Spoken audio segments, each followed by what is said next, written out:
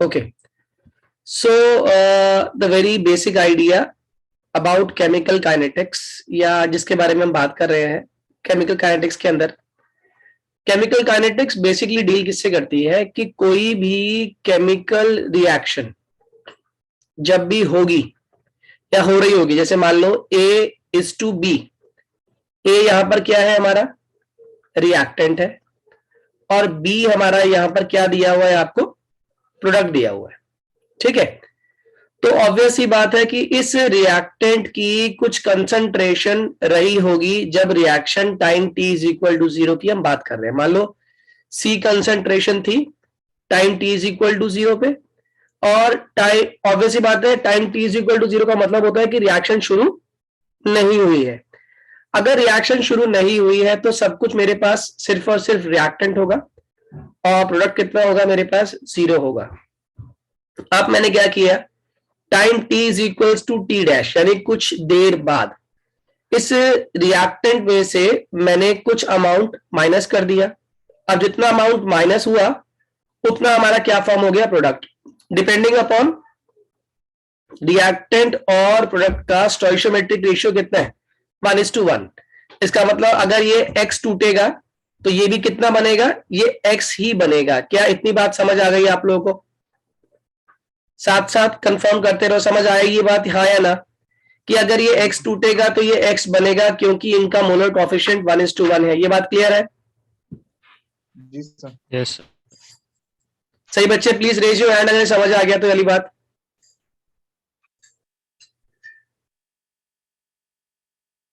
Good good. ध्रुव, इशिता, ये clear नहीं हुआ?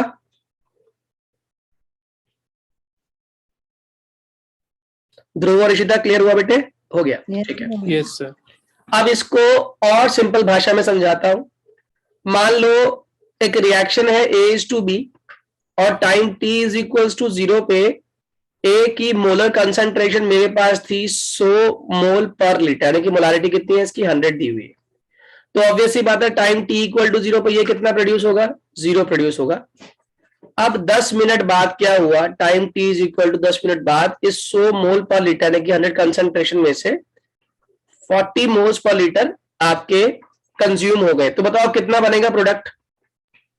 40 मोल। 40। वेरी गुड, 40 मोल्स हमारा प्रोडक्ट बनके तैयार हो जाएगा, हाँ या ना। अब इसका मतलब यहां से मुझे चल गया पता कि फाइनल कंसंट्रेशन कितनी है इसकी, 60, इनिशियल कितनी है इसकी, 100। तो मैं यहां से इस पर्टिकुलर रिएक्शन का रेट निकाल सकता हूं, और रेट यहां पे निकल सकता है दो टर्म्स में। एक निकल सकता है इन terms of disappearance of reactant, हाँ या ना।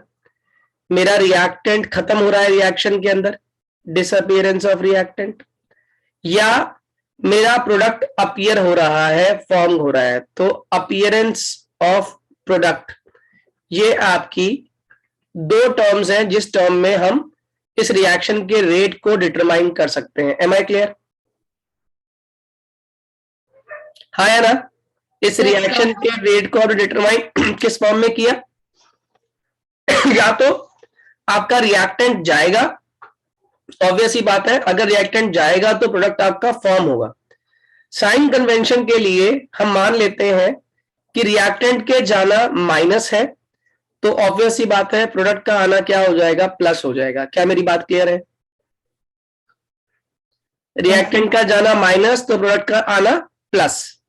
अब इसको हम यूज कैसे करेंगे मैं क्लियर करता हूं। फिर से इसी रिएक्शन का एग्जांपल लेते हुए, ए से बना हमारा बी, जहां पे ए क्या है, आपका रिएक्टेंट है, और बी आपका यहां पर प्रोडक्ट है। Am I clear? हाँ या ना। ए रिएक्टेंट है और बी क्या है, यहां पे आपका प्रोडक्ट। तो इस रिएक्शन का जब मैं रेट निकालूंगा तो rate is simply equals to minus. Minus क्या शो कर रहा है, अभी सिखाया था मैंने। माइनस का मतलब क्या है, माइनस का मतलब है डिसअपियरेंस ऑफ रिएक्टेंट, कि रिएक्टेंट जा रहा है, ठीक है, माइनस हो गया। अब क्या करना पड़ेगा, मुझे डेल्टा निकालना पड़ेगा। What is delta? डेल्टा मतलब चेंज। क्या चेंज हो रहा है, concentration of A. What is concentration of A, यानी कि ए पहले कितना था और ए अब कितना है।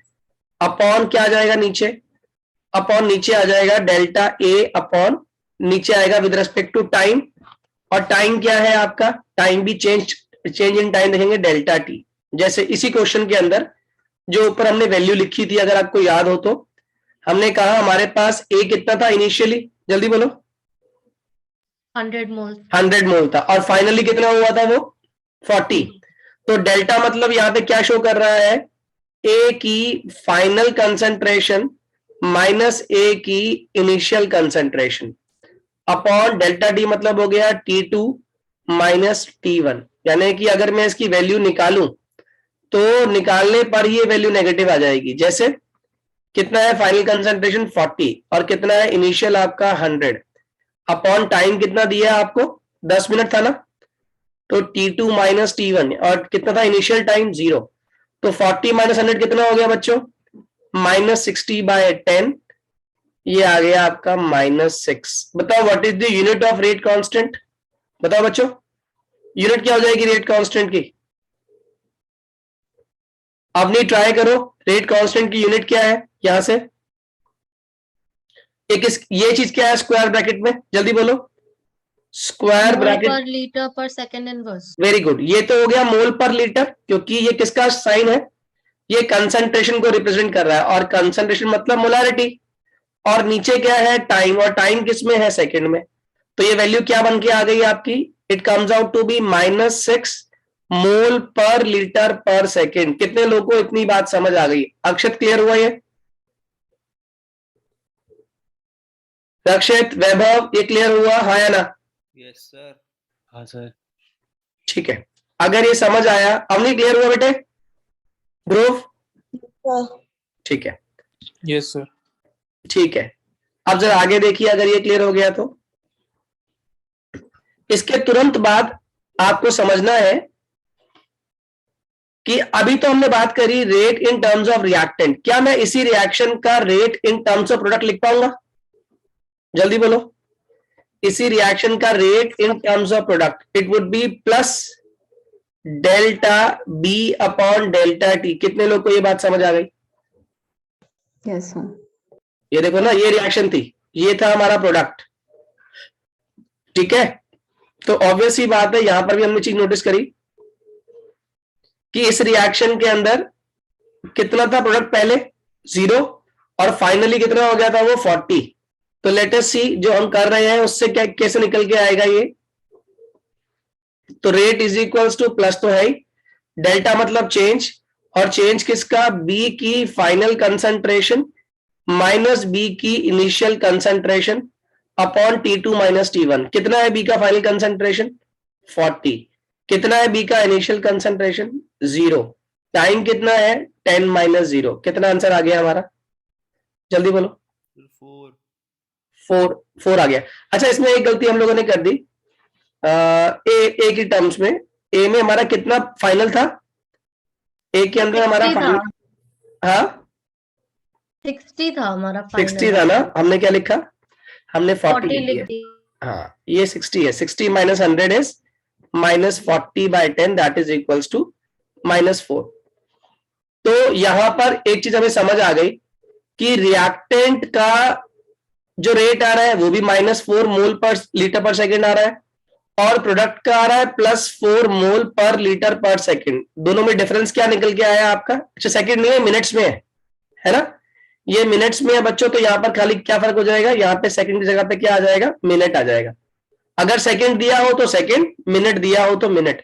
तो दोनों का मेजर डिफरेंस समझ आ रहा है आप लोगों को, ये +4 है, ये क्या आ रहा है -4, तो माइनस प्लस खाली किसके लिए होता है, माइनस प्लस खाली रिप्रेजेंटेशन के लिए होता है, यानी अगर डिसअपियर हो रहा है तो माइनस लगा दो, और अपीयर हो रहा है तो क्या लगा दो, प्लस। क्या मेरी बात समझ आ गई सभी को, please raise your hand if it is clear to all, जल्दी से हाथ खड़ा करा करो, ये क्लियर है सभी को, सर जी बोलिए। सर इसमें सेकंड लेते हैं मिनट, ये दोनों ले सकते हो आप, इवन आवर्स में भी ले सकते हो, मतलब इट डिपेंड्स अपॉन कि आप क्या यूनिट लिखने वाले हो, ठीक है बेटे। आप अगर आर में लोगे तो वो आर में आ जाएगी यूनिट, सेकंड में लोगे तो वो सेकंड में आ जाएगी। पलक, रक्षित, रिद्धि, वैभव क्लियर हुआ ये,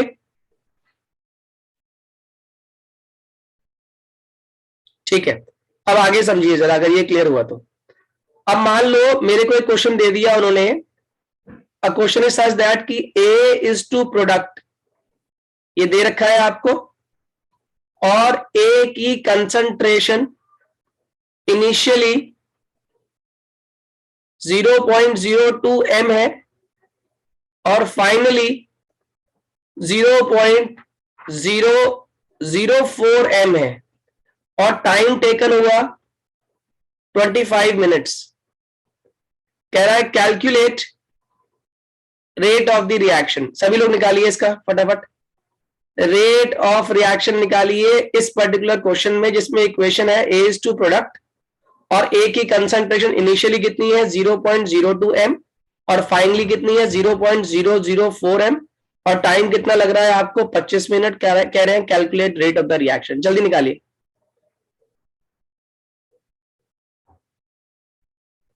आसान सा क्वेश्चन है, करके दिखाइए सभी लोग।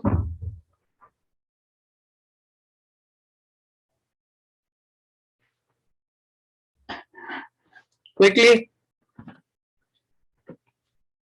अवनी कैसे करेंगे बताओगी?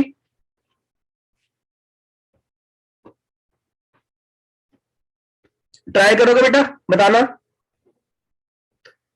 क्रिश आप ट्राई करोगे? सॉल्व हो रहा है बस। रेट इज इक्वल्स टू क्या हो जाएगा? Delta A upon delta T, हाँ या ना, माइनस में आ जाएगा, equals two plus delta product upon delta T. तो हम पहले काम करते हैं, डिसअपियरेंस ऑफ रिएक्टेंट निकाल लेते हैं। तो रेट इज इक्वल टू कितना हो जाएगा? अच्छा, डिसअपियरेंस निकालते हो ध्यान रखना, आप माइनस लेते नहीं है, माइनस निकल के आता है। कैसे चेक कर लेते हैं? डेल्टा मतलब चेंज, और चेंज आप कैसे निकालते हो? Final minus initial. कितना है फाइनल आपका? 0.04, और कितना है आपका इनिशियल? 0.02, हाँ या ना, अपॉन डेल्टा टी कितना है? 25 मिनट। बताओ क्या आंसर आने वाला है? सर एक और 0.0064, एक जीरो और है, कितना हो जाएगा? माइनस 0.016, ये आ रहा है, अपॉन 25। ये वैल्यू आ रही है नहीं आ रही है? Yes sir. से पूरा सॉल्व करके जरूरत नहीं है अभी के लिए, जरूरत नहीं है, एग्जाम में कर लेना। अभी के लिए मेथड समझ आ गया सभी को?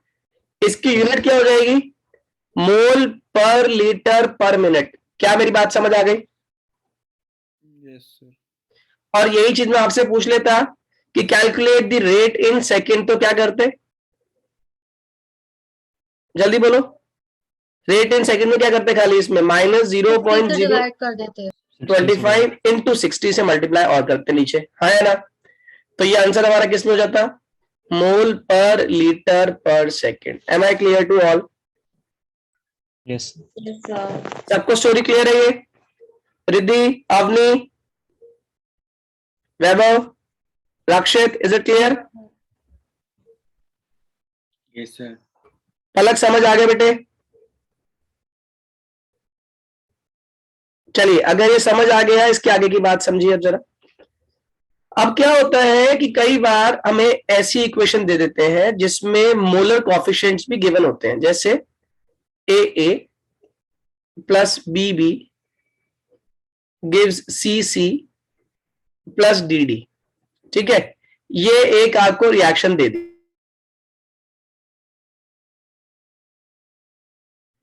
तो इस रिएक्शन का जब मैं रेट निकालूंगा, तो एक बहुत इंपॉर्टेंट बात हमें यहां पे समझनी है, और वो क्या है अभी सिखाता हूं आपको।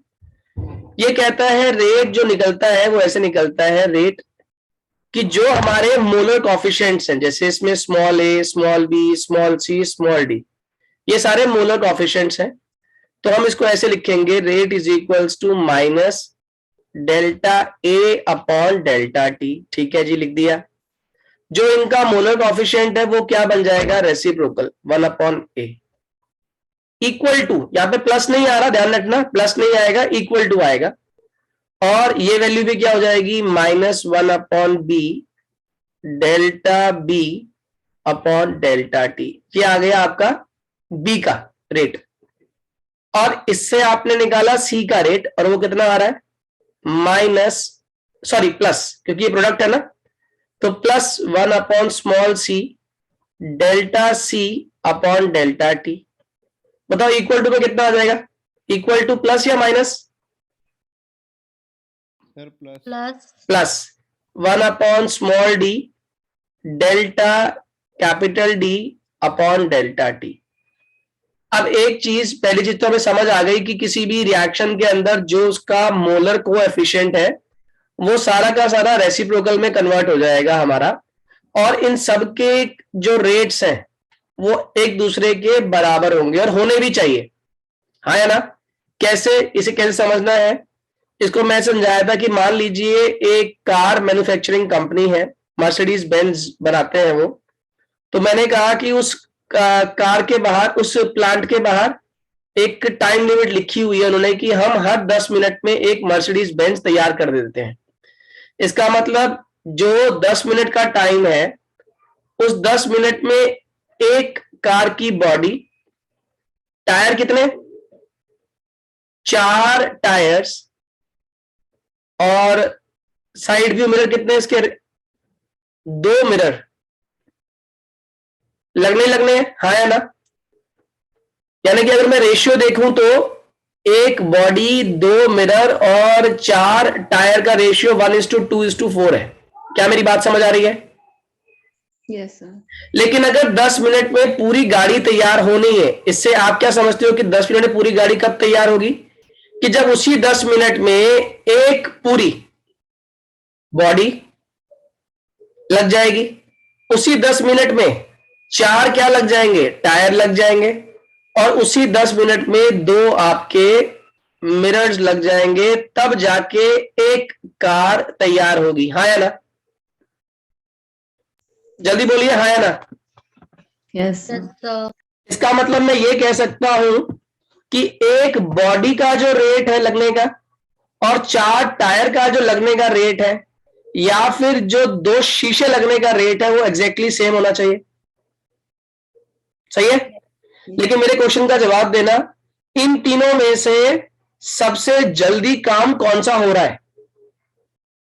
जल्दी मतलब एक 1:1 का 1:1 का रेशियो करना होता मुझे अगर, तो यानी कि सब चीजें एक एक लगानी होती, तो सबसे पहले कौन सी चीज लग जाती?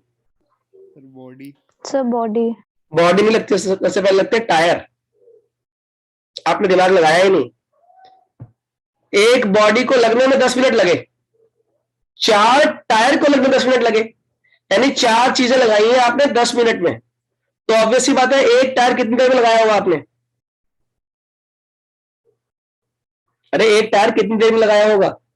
1/4 1/4। समझ आ रही बात? नहीं आ रही है? यानी कि एटलीस्ट उसने 2.5 मिनट में 10 मिनट के जो काम 10 मिनट में एक बॉडी लग रही थी, उसी 10 मिनट में 4 टायर लग पा रहे हैं। इसका मतलब क्या है? एक टायर को लगने में 2.5 मिनट लग रहे हैं, हाँ या ना? बताओ शीशे लगने में कितना टाइम लग रहा है? एक शीशे को लगने में 5 मिनट 5 मिनट। क्या मेरी बात समझ आ रही है आप लोगों को? Yes, sir. अगर मैं 1:1 का रेशियो चेक कर रहा हूं, तब मुझे पता चलता है कि सबसे तेजी से इस रिएक्शन में कौन सा काम हो रहा है। इस रिएक्शन में एक टायर जो लगाना सबसे जल्दी होता है, लेकिन इस रिएक्शन को होने के लिए 4 टायर चाहिए, इस रिएक्शन को होने के लिए 2 शीशे चाहिए, इस रिएक्शन को होने के लिए एक बॉडी चाहिए। इसका मतलब सभी का जो काम टाइम लग रहा है, इसको भी 10 मिनट, इसको भी 10 मिनट, इसको भी 10 मिनट, यानी कि 1:4:2 के रेशियो करने के लिए टाइम कितना लग रहा है? 10 मिनट।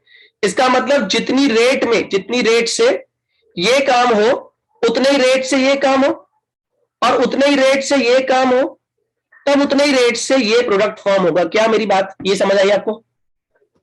Yes, sir. क्या ये बात क्लियर हुई बच्चों? अगर इनमें से कोई भी काम होने में डिले हो गया, तो ऑब्वियस ही बात है गाड़ी की मैन्युफैक्चरिंग में डिले हो जाएगा। ये बात समझ सकते हो? यस सर क्या ये मेरी बात समझ आई है आप लोग के? इनमें से किसी भी काम में अगर डिले हो गया, तो गाड़ी की मैन्युफैक्चरिंग में डिले हो जाएगा। इसका मतलब अब जो भी पार्ट्स इसमें इन्वॉल्व हैं गाड़ी के मैन्युफैक्चरिंग में, गाड़ी के लगने में, उन सभी पार्ट्स के लगाने का टाइम, असेंबलिंग का टाइम, उनका रेट इक्वल होना चाहिए, चाहे वो कितने ही क्यों ना हो। उन सबका रेट असेंबलिंग का टाइम सेम आना चाहिए, चाहे कोई 6 पार्ट लगने हो या कोई 5 पार्ट लगने हो या कोई 1 पार्ट लगना हो। तो जितनी देर में 1 पार्ट लगता है उतनी देर में वो 6 पार्ट भी लगने चाहिए, तभी जाके आपकी गाड़ी उस पर्टिकुलर टाइम पे तैयार हो पाएगी। हाँ या ना? जल्दी बोलो हाँ या ना। Yes, sir. अब इसका केमिस्ट्री की भाषा में क्या मतलब है? मान लो एक रिएक्शन मैंने दे दी आपको, N2 + 3H2 gives 2NH3। ये एक रिएक्शन है। अब मैंने आपसे पूछा जरा बताइए कि इसका मोलर रेशियो कितना है, तो आपने कहा सर 1:3:2 इसका स्टोइचियोमेट्रिक कोएफिशिएंट, इसका मोलर रेशियो आ रहा है हमारा। इट मींस अगर 10 मिनट में इसका 1 मोल कंज्यूम हो रहा है तो 10 मिनट में इसके कितने कंज्यूम होने चाहिए? सर 3 मोल। 3 मोल। तब जाके 10 मिनट में क्या बनेंगे मेरे? 2 मोल अमोनिया के बनेंगे। क्या मेरी बात समझ आ रही है? Yes, sir. तो अगर मैं इस रिएक्शन का रेट निकालूंगा तो रेट निकालना अब आपको समझ आ गया होगा। Rate is equals to minus delta N2 upon delta T. कितने लोग को ये बात समझ आ गई? ये क्या शो कर रहा है मेरा? Disappearance of reactant of N2। हाँ या ना? रक्षित क्लियर हुई ये बात? इसका मोलर कोएफिशिएंट कितना है बेटे? 1 है ना? तो 1/1 लिखो या मत लिखो फर्क नहीं पड़ता। माइनस क्या शो कर रहा है? डिसअपियरेंस। डेल्टा क्या शो कर रहा है? चेंज। और N2 को लिख दिया स्क्वायर ब्रैकेट में, अपॉन नीचे क्या आ गया? Delta T. अच्छा, इसका रेट किसके बराबर होना चाहिए? H2 के डिसअपियरेंस का। तो इट मींस यहां पे क्या हो जाएगा? माइनस। बताओ क्या आएगा माइनस के साथ में? सर 1/3। Very good, 1/3। साथ में क्या हो जाएगा? Delta H2 upon delta T. हाँ या ना? जल्दी बोलिए हाँ या ना? Delta H2 upon delta T clear है? अवनी, वैभव क्लियर है बेटे? रक्षित Yes, sir. ठीक है। तो -1/3 delta H2 upon delta T equal to, बताओ ये इक्वल फिर कर दिया मैंने, इक्वल टू क्या आ जाएगा? Sir +1/10। +1/2 delta NH3 upon delta T. Am I clear to everyone now? Yes, sir. क्या हर बच्चे को समझ आ गई ये स्टोरी? जल्दी बोलिए। Yes, sir. खुशी क्लियर है? खुशी इज इट क्लियर बेटे? खुशी है भी? क्रिश क्लियर है? Avani, Ishita, Yes, sir. ध्रुव? Yes, sir. अब इससे बेनिफिट sir. क्या है? इससे बेनिफिट क्या समझ आ रहा है आपको? क्या बेनिफिट दिख रहा है इससे? इससे बेनिफिट ये दिख रहा है कि मैं, अगर मुझे रिएक्शन का रेट निकालना आता है और मुझे किसी एक का भी डिसअपियरेंस दे दिया, तो मुझसे बाकी 2 का अपीयरेंस और उसका डिसअपियरेंस हम कैलकुलेट कर सकते हैं। जैसे एग्जांपल के तौर पे इसी में ले लेता हूं। उसने कहा N2 का इनिशियल कंसंट्रेशन 10 मोल पर लीटर था, ठीक है, और फाइनल कंसंट्रेशन 4 मोल पर लीटर हुआ, ठीक है, और जो टाइम लगा इसे ऐसा करने में वो 3 मिनट्स लगे। तो उसने पूछा पहला part, calculate rate of disappearance of H2, और दूसरा part rate of appearance of NH3। पहला क्या है? डिसअपियरेंस ऑफ H2, और दूसरा क्या है? Appearance of NH3। 1 मिनट दिया, पहले आप लोग ट्राई करो। चलिए एक बार देख लेते हैं। सबसे पहले आपको N2 का रेट निकालना पड़ेगा। तो रेट इज इक्वल टू, ऊपर आपने निकाला ही हुआ है। अब यहां पे ना माइनस लेने की जरूरत नहीं है, माइनस अपने आप आएगा, ठीक है। कैसे? ये हो गया delta N2 upon delta T, क्योंकि कॉफिशिएंट तो उसका कुछ था ही नहीं। अब डेल्टा मतलब चेंज, और चेंज कैसे निकालते हो? Final minus initial. कितना है फाइनल? 4। कितना है इनिशियल? 10, अपॉन नीचे कितना आ गया? 3। तो it comes out to be -6/3, that is equals to -2 mole पर लीटर पर मिनट। हाँ या ना? ये किसका रेट आ गया? आपका N2 का रेट आ गया, डिसअपियरेंस ऑफ N2। अब N2 और H2 बराबर है आपस में, तो मैं क्या करने वाला हूं? मैं लिखने वाला हूं minus delta N2 upon delta T, sorry minus नहीं, delta N2 upon delta T is equals to, नहीं कंपेयर करना ना, yes minus will be there, minus 1/3 delta H2 upon delta T. हाँ या ना, ये क्लियर है? माइनस से माइनस खत्म हो गया। अब delta N2 upon delta T की वैल्यू क्या, जल्दी बोलो। -2 इक्वल टू क्या चल रहा है, 1/3 delta H2 upon delta T. ये तो निकालना है मुझे, delta H2 upon delta T. क्या करना है, सिंपली इसको क्रॉस मल्टीप्लाई। क्या आंसर आ गया, -6 is equals to delta H2 upon नीचे क्या हो गया, डेल्टा टी। क्या मेरी बात समझ आ गई? जल्दी बोलिए, rate of disappearance of H2 समझ आया सही बच्चों को? Please raise your hand quickly. Yes sir. Rakshit, Riddhi, Palak, Vaibhav, Avani, Avani समझ आ गया बेटे? रक्षित, वैभव समझ आया? Yes sir. रक्षित, वैभव समझ आ रहा बेटे? जल्दी बताइए, आवाज आ रही है मेरी? Yes sir. समझ आ गया? हाँ जी सर। ठीक है, अब आगे समझिए। अब मुझे क्या निकालने के लिए कहा उसने, जल्दी बोलो। अब मुझे निकालना है थर्ड पार्ट में, सेकंड पार्ट में, rate of appearance of NH3। अब ये कैसे निकलेगा, फिर से कंपेयर कर दो, क्योंकि ये वाले सारे आपस में बराबर ही तो है। तो मैं क्या करने वाला हूं, बताओ जल्दी से। Equal to -6।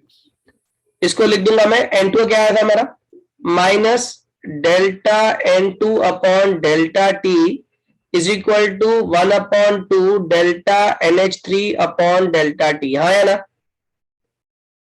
यही है वैल्यू। और कितना आया था आपका N2 अपॉन डेल्टा टी, -2 है ना। तो ये कितना हो जाएगा, minus of -2 is equals to 1/2 delta NH3 upon delta T. 2 को क्रॉस मल्टीप्लाई कर दिया, कितना आ गया, 4 is equals to delta NH3 upon delta T. क्या मेरी बात समझ आ रही है? जल्दी बोलिए हाँ या ना। यस। क्या सभी को समझ आ गया किस तरीके से किसी भी एक के रिस्पेक्ट में या एक की हेल्प से मैं बाकी दो कैलकुलेट कर पाऊंगा? ये पार्ट समझ आ गया सभी बच्चों को? प्लीज रेज योर हैंड, अगर इसमें कोई डाउट है तो पूछ लो अभी मुझसे पहले, फिर आगे बढ़ेंगे वरना। Vaibhav, Rakshit, Riddhi, Palak, is it clear? Yes sir. Avani, clear है बेटे? Yes sir. Yes sir. Very good, अगर समझ आ गया तो बहुत अच्छी बात है। अब जरा आगे समझिएगा। तो ये हमारे कुछ बेसिक क्वेश्चन थे जिसमें हम किसी भी रिएक्शन का रेट निकाल सकते हैं, और रेट के साथ साथ स्टोइचियोमेट्रिक कोएफिशिएंट्स पता हो तो हम किसी के भी रेट ऑफ फॉर्मेशन या डिसअपीयरेंस को आसानी से कैलकुलेट कर सकते हैं। अब इसके बाद आता है एक और टर्म जिसको हम लोग बोलते हैं एवरेज रेट, और एक टर्म आता है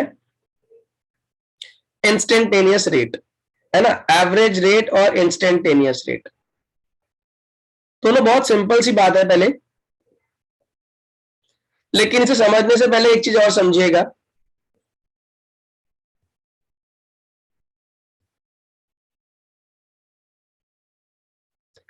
जब हम बात करते हैं एवरेज रेट का, तो एवरेज रेट का मतलब ये है कि पूरी रिएक्शन जितनी ड्यूरेशन में हो रही है या जितनी ड्यूरेशन में पूरी रिएक्शन हुई, उस पूरी ड्यूरेशन के दौरान जो भी उसका change in concentration with respect to time है, total change in concentration upon total time taken, यानी total change throughout the reaction. किसमें? Total change in concentration throughout the reaction upon total time taken। ये क्या निकल के आया था आपका? Average rate. ठीक है, ये कई बार ऐसा भी होता है कि कोई रिएक्शन मल्टीपल स्टेप्स में हो रही है, तो मल्टीपल स्टेप में पहले स्टेप का रेट निकला, दूसरे स्टेप का रेट निकला, तीसरे स्टेप का रेट निकला, तो और पहले स्टेप का टाइम पता है, दूसरे स्टेप का टाइम पता है, तीसरे स्टेप का टाइम पता है, तो आपसे कहा एवरेज रेट निकाल दो, तो कैसे निकालोगे? तीनों रिएक्शंस में चेंज इन कंसंट्रेशन अपॉन कितना टाइम पीरियड लगा हुआ टोटल उसको होने में, उससे उसको डिवाइड कर देंगे, क्या निकल के आ जाएगा आपका एवरेज रेट। क्या मेरी बात समझ आ रही है Yes, sir. बच्चों? ये बात समझ आई? हम एवरेज जनरली कैसे निकालते हैं? जैसे एवरेज निकाला जाता है सिंपल तरीके से, वैसे ही आपका एवरेज रेट भी निकलता है कि जितने भी रेट्स आपको दिए हुए हैं उन सबको विद रिस्पेक्ट सबको ऐड कर दो अपॉन टोटल नंबर क्या होता है हमारा। जैसे मान लो 3 रिएक्शन के रेट दिए हुए हैं, तीनों को ऐड कर दो अपॉन 3 कर दो, तो भी हमारा एवरेज रेट निकल के आ जाएगा। या फिर कंसंट्रेशन दी हुई है तो कंसंट्रेशन की टर्म में हम क्या करेंगे कि जो कंसंट्रेशन दी हुई है उसमें कितना कितना बदलाव आया है विद रिस्पेक्ट टू टाइम, उससे भी हम क्या कैलकुलेट कर लेते हैं, average rate. Am I clear to all? Yes, sir. इसको चाहो लिखना चाहो तो मैं एक लाइन में बोल देता हूं, लिख लो आप लोग सभी। It is defined as total change in concentration, it is defined as total change in concentration of reactant or product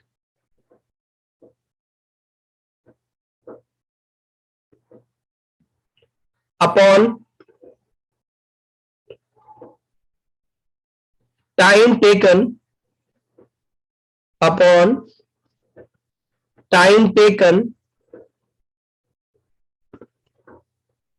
for that particular change, upon time taken for that particular change।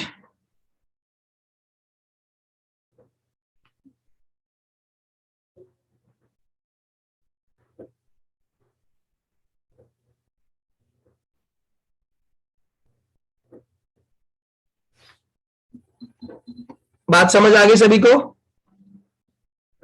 Yes, sir.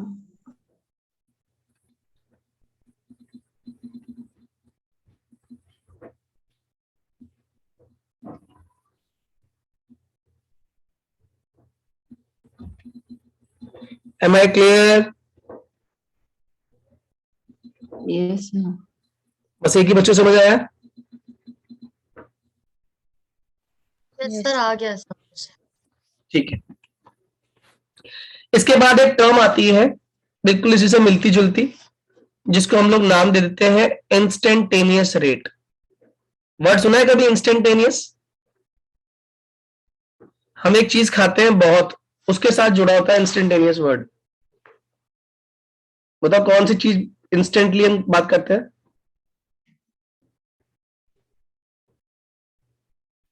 Sir, बोलो Time. क्या?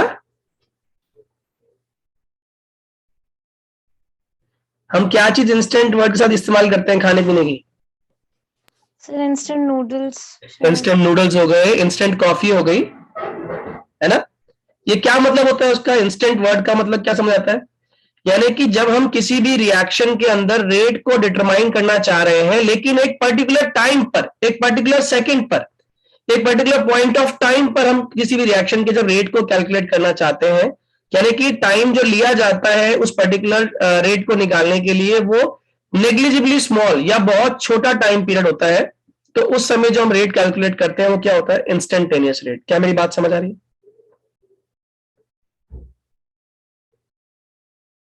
क्या मेरी बात समझ आई है आप लोगों को, हाँ या ना? Yes, sir. इसको अगर आप डिफाइन करना चाहो तो लिख लो, एक लाइन बता रहा हूं आपको मैं, लिखो आप सभी। It is defined as the change in concentration, defined as change in concentration. और ये जो कंसंट्रेशन का चेंज हो रहा है ना, ये बहुत बहुत बहुत छोटा, इतना छोटा कि इसको इनफाइनाइटली स्मॉल मान लेते हैं, of infinitely small time interval. यानी कि कंसंट्रेशन के बदलाव को हम स्टडी तो कर रहे हैं, लेकिन जो टाइम इंटरवल ले रहे हैं वो बहुत बहुत बहुत छोटा हो रहा होता है।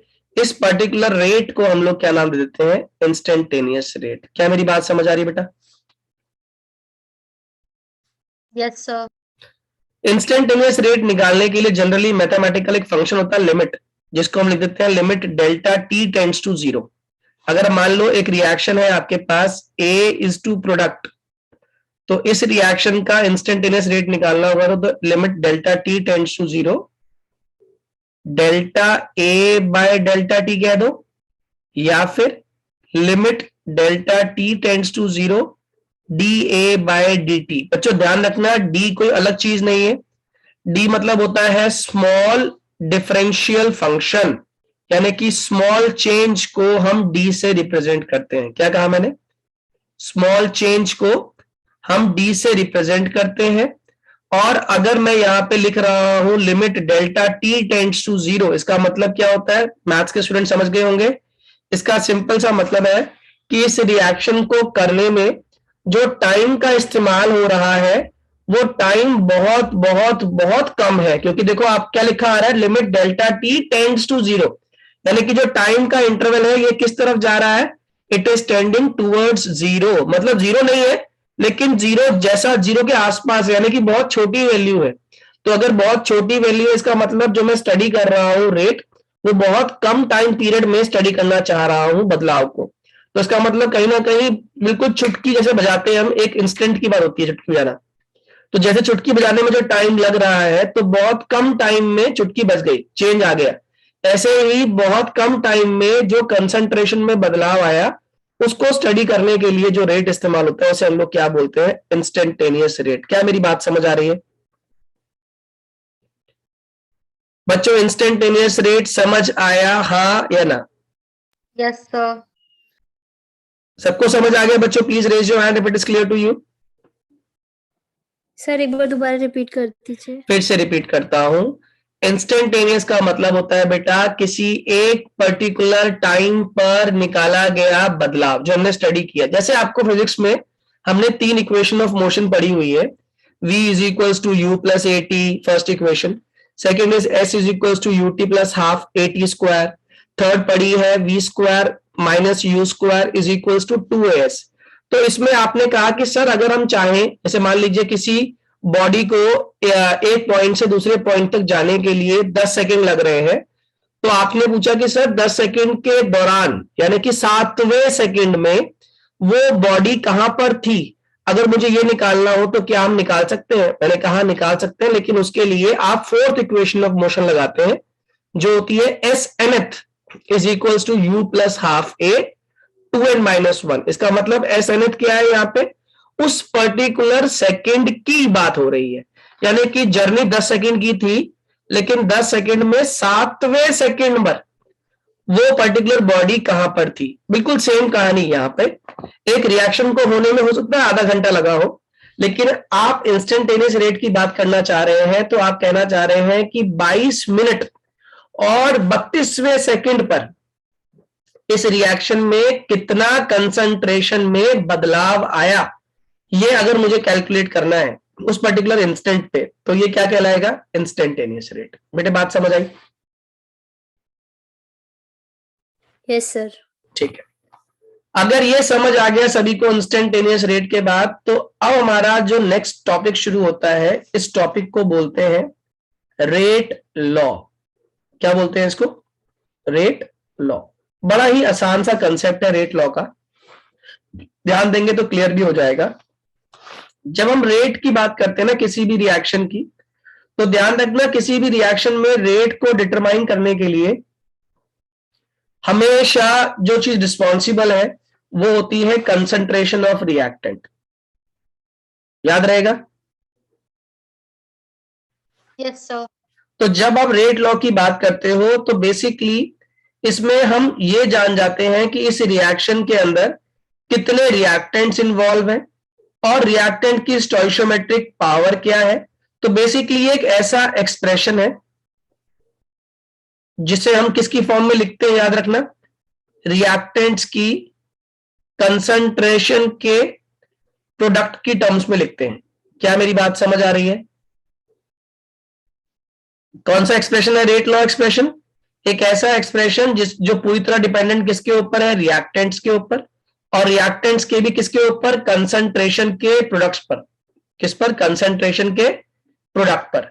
जैसे एग्जाम्पल के तौर पे अगर मेरे पास ये रिएक्शन थी A plus B gives product, तो इसका रेट लॉ जब मैं लिखूंगा तो it would come out as rate is directly proportional to A का जो मोलर कॉफिशिएंट है ना, मोलर कॉफिशिएंट, ये क्या बन जाएंगे, स्टोइशियोमेट्रिक पावर्स। तो ये बन जाएगा ए की power small A into capital B, और इसका जो स्मॉल बी है क्या बन जाएगा, पावर। कितने लोगों को ये बात समझ आ गई, जल्दी बोलिए Yes, sir. बच्चों, क्लियर हुआ हाँ या ना? सर नहीं Yes, आया sir. सर ये समझ। तो what is rate law? Rate law क्या है, एक्सप्रेशन है किसके अंदर, रेट ऑफ रिएक्शन को रिप्रेजेंट करने का तरीका है जिसमें जितने भी रिएक्टेंट्स हैं उनकी मोलर कंसंट्रेशन, ये जो स्क्वायर ब्रैकेट है ना, किसको रिप्रेजेंट कर रहा है, मोलर कंसंट्रेशन का प्रोडक्ट निकालते हैं हम लोग। मोलर कंसंट्रेशन का क्या निकालते हो आप, प्रोडक्ट निकालते हो, और जो इनके मोलर कोएफिशिएंट्स हो जाते हैं वो क्या बन जाती है, इनकी स्टोइशियोमेट्रिक पावर्स। हाँ या ना? Okay sir. Is it clear to everyone? जल्दी बताइए। Yes, sir. अब यहां पे एक बात समझ लेना, अगर तो रिएक्शन कंप्लीट हो गई है, ये इंपॉर्टेंट बात है समझने वाली, अगर तो रिएक्शन कंप्लीट हो गई है तो ऑब्वियस ही बात है स्मॉल ए पूरी तरह कंज्यूम हो गया, स्मॉल बी भी पूरी तरह कंज्यूम हो गया। ए का जो मोल है वो स्मॉल ए है और बी का जो जो मोल है वो स्मॉल बी है। अगर रिएक्शन कंप्लीट होगी इसका मतलब ए और बी कंज्यूम हो चुके हैं, तो रेट लॉ ए और बी की टर्म्स में ही लिखा जाएगा। और अगर मान लो रिएक्शन के आप दौरान की बात कर रहे हो तो ए में से, स्मॉल ए में से कुछ हिस्सा टूटेगा, स्मॉल बी में से कुछ हिस्सा टूटेगा। मान लो रिएक्शन के दौरान ये time t is equals to 10 minute पे रिएक्शन कंप्लीट हो गई है, मान लो, ठीक है। अगर मैं time t is equals to 7 minute की बात करता हूं तो उस केस में ये कुछ ऐसा रहा होगा, a माइनस एक्स और ये रहा होगा b माइनस वाई। तो अगर मैं time t is equal to 7 minute पे इसका रेट लिखने की कोशिश करूंगा तो rate equals to k, a की पावर ऊपर कितना आएगा, a माइनस एक्स, और b कितना हो जाएगा, b माइनस वाई। क्या मेरी बात समझ आ रही है? Yes sir. यानी कि ये जो a माइनस एक्स और जो b माइनस वाई है ना, ये इसके एक्टिव मास को रिप्रेजेंट कर रहा है जो उस रिएक्शन में तब इस्तेमाल कर रहा है। यानी कि ये रिएक्शन कोएफिशिएंट है, अभी ये पूरी तरीके से रिएक्शन कंप्लीट नहीं हुई है, रिएक्शन खत्म नहीं हुई है। तो रिएक्शन जब खत्म नहीं होती उस दौरान जो आप मास इस्तेमाल करते हो, a माइनस एक्स या b माइनस वाई, इसको मैं अल्फा मान सकता हूं, इसको बीटा मान सकता हूं। तो इस समय जो रेट निकलेगा r is equals to k, a की पावर अल्फा और b की पावर बीटा हो जाएगा, जहां पे अल्फा और beta are not equal to the molar coefficients. क्या मेरी बात समझ आ रही है? अल्फा और बीटा जो है वो मोलर कोएफिशिएंट के बराबर थोड़ी है। अल्फा सर ये कितना तब का केस है ना जब मतलब रिएक्शन फुली कंप्लीट नहीं हुई है। यस, ये तब की बात है जब रिएक्शन चल रही है। क्या मेरी बात समझ आ रही है? Yes, sir. और रिएक्शन कंप्लीट होने पर पूरी तरीके से सिंपल तरीका क्या है, आर इज प्रोपोर्शनल टू ए की पावर ए, बी की पावर बी। अब क्या होगा आपके एग्जाम में ना, आपको ऐसा कोई क्वेश्चन नहीं आएगा जिसमें रिएक्शन के दौरान की बात करेगा। वो जब भी क्वेश्चन देगा आपको वो रिएक्शन के सिंपल फॉर्म में बात करेगा आपसे, कि जिसमें रिएक्शन कंप्लीट हो गई होगी तब की बात होगी। Am I clear? ये कब की बात करेगा, जब रिएक्शन कंप्लीट हो गई होगी, तो उस समय हमें हमसे रेट निकालने के लिए कहेगा। जैसे एक क्वेश्चन की फॉर्म में आप करके दिखाइए मुझे, आपको दे दी एक reaction N2 plus 3H2 gives 2NH3। आपका क्वेश्चन है कैलकुलेट द रेट लॉ। इसका रेट लॉ लिखकर दिखाइए फटाफट, 30 सेकेंड्स में हो जाना चाहिए। Yes sir. आसान सा था, बताओ लक्ष्य, आप ट्राई करो एक बार इसका रेट। लक्ष्य ट्राई करो, रेट इज इक्वल्स टू, बोल बेटा, या रेट इज प्रोपोर्शनल टू या equals to, rate equals to K, आगे क्या आएगा रक्षित? ट्राई करो के, समझ नहीं आ रहा मुझे ढंग से। अरे N2 की पावर कितनी हो जाएगी, डिपेंड किस पे करता है रेट, सिर्फ और सिर्फ रिएक्टेंट पे है ना। तो इनके भी किस पे, प्रोडक्ट पे, तो आपने लिखा N2 साथ में लिख दिया H2 स्टोइशियोमेट्रिक, ये तो कोफिशिएंट्स हो गए, ये तो कंसंट्रेशन हो गई। अब क्या है इनके स्टोइशियोमेट्रिक कोफिशिएंट्स, इसका 1 है, इसका कितना है 3, इसका 1, इसका 3, ये क्या बन जाएगी पावर इसकी 1, इसकी क्या बन जाएगी 3। क्या मेरी बात समझ आ रही बेटे? हाँ सर। चलो इसका बताओ, अगर समझ आ गया तो इस रिएक्शन का लिख के बताओ। H2 + I2 gives 2HI, बताओ इसका रेट कैसे निकालोगे, जल्दी बोल दो। पहले तो K लगेगा, फिर बाद उससे पहले लगेगा H 2 और फिर I। 2 है ना, और कितना इसका मोलर कोएफिशिएंट 1:1, याद रहेगा। हाँ चलो इसका बताओ अगर समझ आ गया तो। अब आपको दे दिया उसने ये H2 + ½ I2 gives H2I, ठीक है। अब बता बेटा इसका रेट बोलो। K कांस्टेंट पे K साथ में H 2, H2 बोलना पूरा पूरा, H2 फिर दूसरे में I2 आएगा। I2 और कोएफिशिएंट कितने कितने हैं इसके, 2:1 H2 का तो 1 है 1 और I2 कितना है हाफ। हाफ। कितने लोग को ये पूरी बात समझ आ गई बच्चों? Is it clear to everyone? Riddhi, Yes, Pallav, sir. Nishita, Aishwarya, clear है? Vaibhav? Yes, sir. Yes, sir. Yes sir आ तो गई। ये हमने सीख लिया रेट लॉ तक का कंसेप्ट। रेट लॉ के आगे इस पर बेस्ड क्वेश्चंस कैसे आते हैं, ऑर्डर कैसे निकालते हैं, मॉलिक्युलरिटी कैसे निकालते हैं, वो मैं कल सिखाऊंगा। इतना आज आप लोग प्रैक्टिस करके रखिएगा। एनसीईआरटी बुक के अंदर भी ये पेज नंबर 1 to 3 है, उतना आप लोग पढ़कर रखिएगा। कल इसके आगे कंटिन्यू करेंगे हम लोग, ठीक है? ओके बच्चों।